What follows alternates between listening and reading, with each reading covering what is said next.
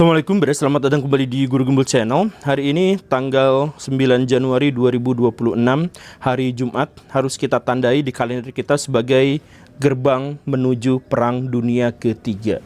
Kita tidak berharap seperti itu, dunia juga tidak pernah berharap seperti itu, tetapi Amerika Serikat kemarin telah melakukan tindakan-tindakan yang sangat-sangat provokatif yang bisa diterjemahkan sebagai tantangan terbuka kepada negara-negara yang lain. Bahwa Amerika Serikat siap untuk memprioritaskan kepentingannya di atas kepentingan dunia, di atas perdamaian dunia. Kalau Baraya melihat secara ringkas, kurang lebihnya ini dipicu oleh hal yang kemarin-kemarin sudah lama terjadi, di mana Venezuela itu adalah negara yang sangat membenci Amerika Serikat, dan mereka terus-terusan mengejek Amerika Serikat. Dan karena itu, maka Amerika Serikat menginginkan agar negara itu menjadi miskin semiskin-miskinnya. Politiknya dikacaukan, kemudian banyak sekali pemberontakan, kemudian Amerika Serikat memblokade laut Venezuela, kemudian memaksa negara-negara lain untuk tidak berbisnis dengan Venezuela dan sebagainya. Termasuk yang terbaru itu adalah ketika kapal tanker Rusia baru pulang dari Venezuela diduga memberikan bantuan, Amerika Serikat langsung mencegatnya di jalan dan kemudian melakukan penyitaan terhadap kapalnya dan terhadap apapun yang ada di dalamnya. Dan ini dilakukan ketika militer Rusia sedang mengawal kapal itu. Kapal-kapal selam Rusia itu tepat ada di bawah kapal yang sedang disita oleh Amerika Serikat, tetapi Rusia tidak berani apapun selain mengatakan, menggonggong bahwa ini adalah pelecehan, ini adalah kejahatan dan sebagainya. Rusia tidak melakukan apapun. Nah, ini sebenarnya ancaman serius. Karena apa? Karena Rusia itu adalah negara kedua terkuat di dunia. Dan kita tahu tidak ada negara dimanapun yang berani melawan Rusia terbuka dan terang-terangan seperti ini selain dari Amerika Serikat. Jadi ini sebenarnya adalah tantangan terbuka. Ya, ini apa ya? Sebenarnya ini juga tantangan yang tidak benar-benar nekat. Donald Trump itu memang gila, tapi dia cerdas. Dia tuh melihat bahwa Rusia sekarang sedang dikeroyok oleh negara-negara di Eropa, dan karena itu Rusia diperkirakan tidak akan membuka front baru, apalagi melawan raja terakhir, melawan Amerika Serikat. Dan itu dimanfaatkan oleh Amerika Serikat untuk mendemonstrasikan bahwa merekalah raja di dunia, bahwa mereka adalah admin bumi, bahwa merekalah pemilik rentalnya, dan negara-negara di seluruh dunia itu adalah pelanggan yang merental. Itu saja, itu yang ingin ditegaskan oleh Amerika Serikat. Dan lagi-lagi saya tekankan bahwa ini bukan hanya tantangan terbuka terhadap Rusia. Rusia berani nggak melawan? Ini bukan hanya terhadap Rusia, tetapi juga terhadap seluruh dunia. Coba Baraya cek satu demi satu. Nih, pertama, Amerika Serikat menyerang Venezuela. Terbuka, terang-terangan menculik presidennya. Ini tantangan. Kemudian setelah itu Amerika Serikat menantang Uni Eropa dengan mengatakan bahwa setelah Venezuela, yang ingin kami ambil itu adalah Greenland milik Denmark. Dan kami akan melakukan segala cara untuk bisa mendapatkan itu, termasuk dengan invasi militer. Jadi ini serangan terhadap NATO. Dan Amerika Serikat memang sejak beberapa tahun yang lalu itu kan nyindirin terus NATO.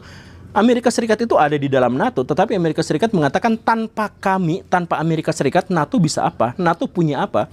Tanpa kami, NATO tuh bakal dihancur leburkan oleh Rusia. Nah, Amerika Serikat itu udah sering nyindir kan? Dan sekarang Amerika Serikat menantang secara terbuka terhadap NATO dengan mengatakan akan mengambil alih Greenland, bahkan dengan opsi militer sekalipun. Ini tantangan terhadap Uni Eropa. Kemudian tantangan berikutnya terhadap apa? Terhadap Cina. Karena kemarin ketika delegasi Cina ngobrol sama orang-orang petinggi-petinggi Venezuela, 1, 2, 3 jam setelah itu Amerika Serikat langsung menculik Maduro, menculik presiden Venezuela. Jadi ini artinya apa? Artinya tepat di depan mata Cina.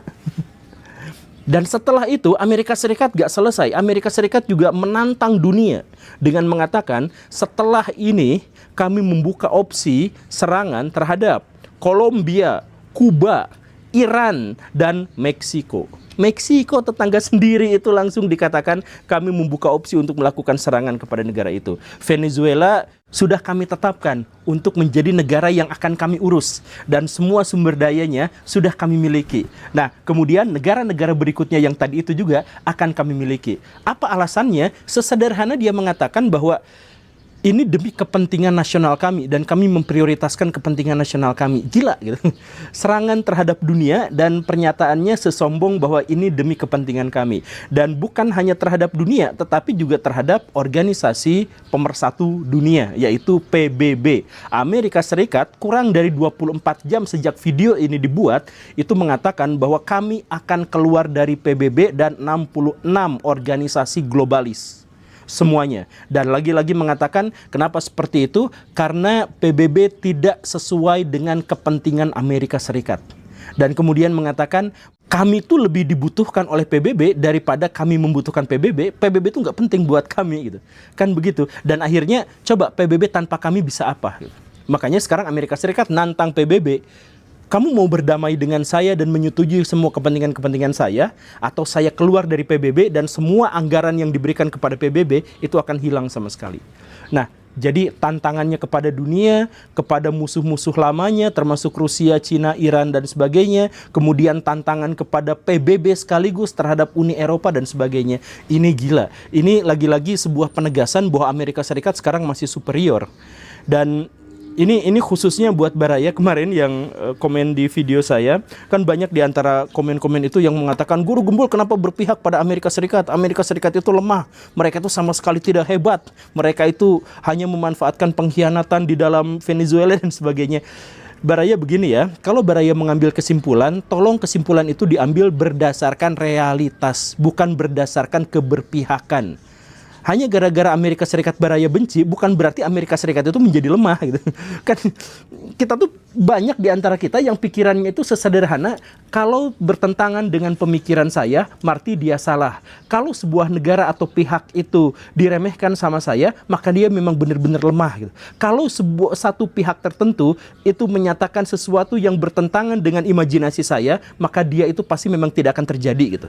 Jadi kemarin itu banyak yang mengatakan Amerika Serikat itu sebenarnya lemah, Amerika Serikat itu sebenarnya gini dan sebagainya. Enggak, betapapun kita benci sama Amerika Serikat karena mereka itu benar-benar gila, invasif, eksploitatif, dan agresif, tapi kita tidak bisa menutup mata bahwa mereka tuh sekarang adalah negara terkuat di dunia. Mereka menguasai darat, laut, udara di seluruh dunia. Pangkalan militer mereka itu ada di 700 posisi. Dan bahkan mereka menguasai luar angkasa. Mereka menguasai arus informasi dan komunikasi kita. Dan mereka bahkan menguasai perdagangan dunia. Coba kemarin ketika ada perang tarif, kan kita mah hanya berpikir Amerika Serikat ngelawan Cina. Sebenarnya tidak, Amerika Serikat ngelawan seluruh dunia. Dan hanya Cina yang berani bertahan, gitu kan rumusannya itu. Dan Amerika Serikat berani melawan seluruh dunia, termasuk Indonesia sampai harus datang ke sana mohon supaya perang tarifnya nggak jadi dan sebagainya. Itu diperlakukan kepada seluruh dunia, dan itu baru ekonomi. Sekarang ketika Amerika Serikat merasa bahwa ternyata dunia semakin benci sama saya, semakin tidak suka sama saya ketika di bawah pimpinan Donald Trump, maka langsung Amerika Serikat menantang seluruh dunia. Terhadap Rusia, kapalnya diambil. Terhadap Cina, delegasinya dipermalukan. Terhadap PBB, dikatakan mereka tidak berdaya apapun tanpa Amerika Serikat. Terhadap NATO, Greenland akan diambil. Terhadap dunia, kami akan melakukan invasi terhadap negara ini dan itu. Ada nggak yang berani melawan Amerika Serikat sekarang? Coba sekarang Rusia tindakannya seperti apa? Cina sekarang tindakannya seperti apa? Jadi ini maksudnya gini, ini tantangan dari Amerika Serikat, dan tantangan ini tuh kabarnya gak selalu baik buat kita gitu. Kalau misalkan Rusia, Cina bereaksi secara berlebihan, kemudian perang dunia terjadi, itu buruk buat dunia. Atau kalau mereka tidak berani menantang, tidak berani menjawab tantangan Amerika Serikat itu, maka Amerika Serikat akan menghegemoni dunia, akan menegaskan superioritas mereka, dan akan terus-terusan menjajah dunia. Nah, sekarang pilihannya mana? Gak ada yang baik. Cuman Amerika Serikat satu-satunya negara di dunia ini yang berani nantang perang dunia ketiga. Dan kita lihat respon Mamang Putin, respon Xi Jinping, dan respon Pak Prabowo Subianto bagaimana kita lihat. Itulah yang terjadi sekarang di dunia. Nah, apa yang terjadi di Indonesia? Indonesia sekarang sedang kalut juga ketika Panji Pragiwaksono itu dilaporkan oleh NU karena menghina NU urusan tambang. Ya, sebatas itulah. Terima kasih karena sudah menyimak. Saya Guru Gembul. Assalamualaikum warahmatullahi wabarakatuh.